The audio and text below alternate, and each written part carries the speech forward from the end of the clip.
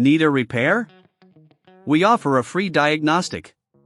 We pick up and deliver right to your door, no calls, no hassle. We send you an estimate before fixing anything, and only proceed if you approve it. Convenient, transparent, and professional. Link in bio/description. To begin, ensure that your Thermomix TM31 is unplugged. Safety is paramount when working with electrical appliances. First, gather the necessary tools: a Phillips screwdriver, a flathead screwdriver, and a soft cloth for cleaning. Next, remove the screws located at the back of the machine using the Phillips screwdriver. There are typically 4 screws that hold the back cover in place. As you remove them, keep them safely stored so you won't lose them. Once removed, gently lift off the back cover to expose the internal components. Now, locate the control panel. It is usually secured with a few additional screws. Using your Phillips screwdriver again, carefully unscrew these. Remember to keep track of where each screw belongs, as this will make reassembly easier. Before fully detaching the control panel, take a moment to clean the internal area. Use the soft cloth to wipe away any dust or residue that may have accumulated. This not only ensures a clean environment but also improves the overall performance of your Thermomix.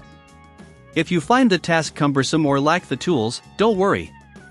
We offer professional diagnosis without obligation, and you can take advantage of our pickup and delivery at your home. No need for calls or travel, making it a hassle-free experience. Once the control panel is free, disconnect the wiring harness carefully. Make sure to note how it is connected, as you will need to replicate this when installing the new panel.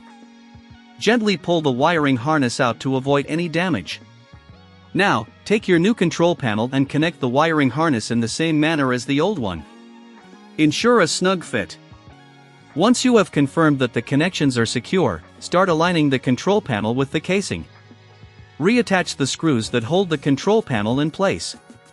Again, this is where keeping track of your screws comes in handy.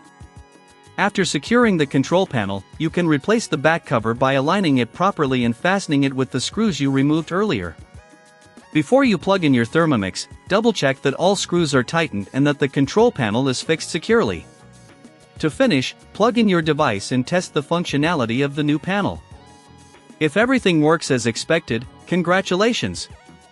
You have successfully replaced the control panel. If you encounter any issues during this process, remember that we provide a quote before repair, ensuring transparency and clarity about any additional costs. This way, you can make informed decisions regarding your Thermomix repairs. Need a repair? We offer a free diagnostic. We pick up and deliver right to your door, no calls, no hassle. We send you an estimate before fixing anything, and only proceed if you approve it. Convenient, transparent, and professional. Link in bio/description.